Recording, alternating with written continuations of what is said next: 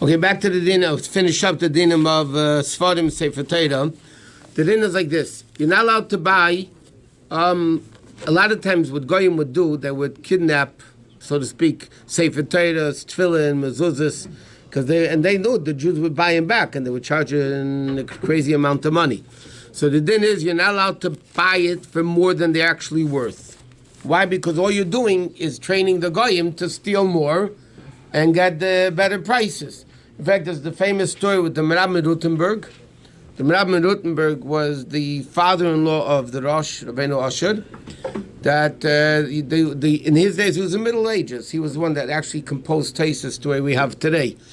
And they used to kidnap tzaddikim, and then the Jews would ransom out for a lot of money, and the guy would make money that way. So the Merab Rutenberg was the kidnaps, basically. They took him into prison. And the Rosh, his son-in-law, went around collecting money for him.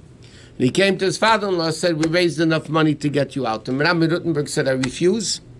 I am not going out of prison, because if they ransom me, the goyim are going to keep doing it. So I refuse to go out. He died in prison many years later. He stayed in prison. He didn't go out. And they didn't even want to release his body for a long time. I remember 20 years, something like that. They didn't want to release his body until a wealthy man ransomed his body to bring it to burial. But the Merab Rutenberg forbade them to pay the ransom, because he said all the guys are going to do is keep doing it more and more and more and more. So the same thing with Sefer Torah. You can't buy a Sefer Torah from a guy more than its value, because then obviously you're making him do more of it. Now, what happens, God forbid, if a Sefer Torah falls? You have to fast that day. You want to give the class? You can give the class. What happens, God forbid, a Sefer Torah falls onto the floor? So the din is whoever sees it has to fast. This concept you hear from people saying you have to fast 40 days is a Baba Maisa. There are poskim that hold you have to fast Monday, Thursday, Monday, but that again, that's not accepted halacha today. The accepted halacha is that you have to fast for a day. If somebody is not able to fast, they should redeem the fast with tzedakah.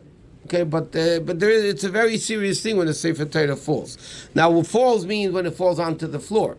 If it falls, let's say, in the Aron Kodesh itself, it just falls down on the Aron Kodesh, then, or onto a table or chair, then you don't have to fast. It's only when you see it fall on the floor, and then the din is whoever saw it is actually needs to fast. How about the tefillin falling? Yeah, that's a question. Tefillin that falls, the minig is also if they're able to fast a day, not a mitzvah, just tefillin. That's what is brought down in Pasuk, the minig is to fast, but if you can't, then you redeem it for tzedakah. What about if people see full day. See the tefillin? No, by tefillin, by Sefer Torah, it's whoever saw it fall. Yeah. By tefillin is the one that dropped it, but that's only when he drops it completely out of the case. Oh. If it's even not only in the bag, we're saying even if it's just in the case and it falls to the floor, you don't have to fast. It's just the tefillin are taken out of the case, the actual raw tefillin, so to speak, and then they fall on the floor, so then you have to fast. The custom is to fast if you're able to. What does it mean seeing? Let's say you are davening, the whole minyan is davening. The minig is whoever's in the shul at that time fasts. What happens if you look away so you don't see it? Doesn't matter. So he said the minig is whoever's there in shul. Somebody is blind. Nowadays, for the minhag for a chasidim is to do these fasts? Yeah. Oh. Yeah. Tefillin, yes, unless if somebody's not able to. You know, an older person, whatever. Sefer Torah is without the cover, with the cover.